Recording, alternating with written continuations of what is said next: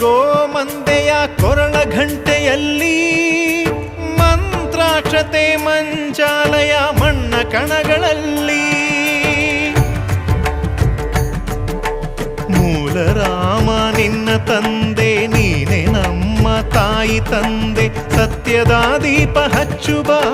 ಕರುಣೆಯ ಕಿರಣ ಚೆಲ್ಲುವ ರಾಮನ ಸಾರ ತುಂಬುವ ಹನುಮನ ಶಕ್ತಿ ನೀಡು